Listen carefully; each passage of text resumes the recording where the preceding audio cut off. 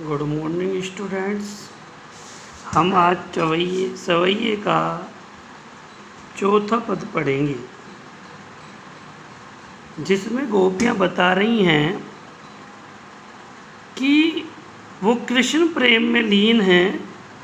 इस कारण ब्रज के लोग उन्हें ताना देते हैं कि वो कृष्ण बांसुरी सुनकर उनके पीछे पीछे चली जाती हैं।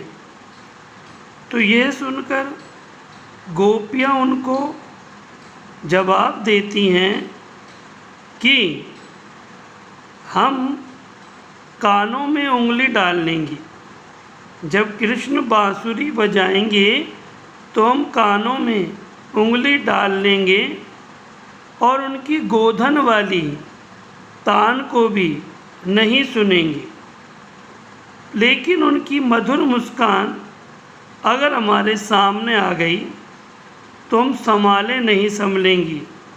उनकी मधुर मुस्कान से कैसे बचा जा सकता है, ऐसा वो ब्रज के लोगों से कह रही हैं। कानन दे उंगेरी रही वो, जब ही मुरली धुनि मंद बजाए। मोहिनी तानन सूरस कानी, हटा चढ़ी गोधन गए तो गए। कानन दे उंगरी रही वो, जबई मुरली धुनी मंद बजे।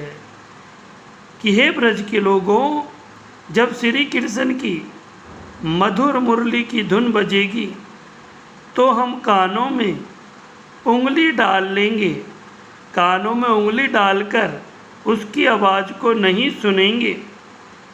मोहिनी तानन सूरस कानी, अटा चढ़ी गोधन गए तो गए। अगर वो गोधन वाली मोहिनी तान छेड़ेंगे, गोधन की बेटा गायों की एक तान होती है, गायों की एक जो है स्वर होता है। तो वो कह रही हैं कि जब वो गाय गोधन वाली मोहिनी तान छेड़ेंगे हम वह भी नहीं सुनेंगे। तेरी कहो शीघ्र ब्रज लोगों, पर तुम ब्रज के लोगों मुझे ये बताओ, काली को कितनों समझाए कि कल हमको चाहे कितना भी समझाओ।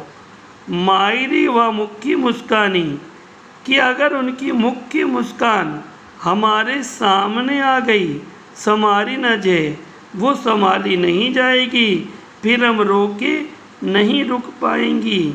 इसलिए हमें श्री कृष्ण से दूर मत करो। हम श्री कृष्ण में जो हैं लीन हैं, हम श्री कृष्ण पर मोहित है, उनके बिगर हमें कुछ नहीं रुचता है।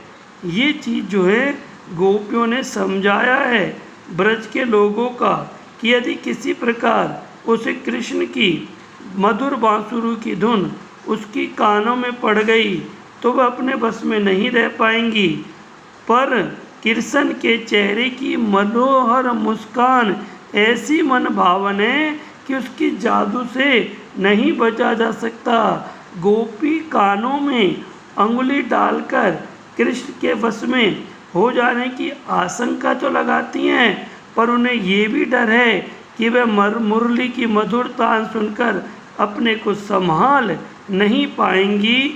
ऐसा इस सवैये में बताया गया है, समझाया गया है। आप प्यारे बच्चों इसे आज होमवर्क कॉपी में उतारिए और सही ढंग से अध्ययन कीजिए। धन्यवाद।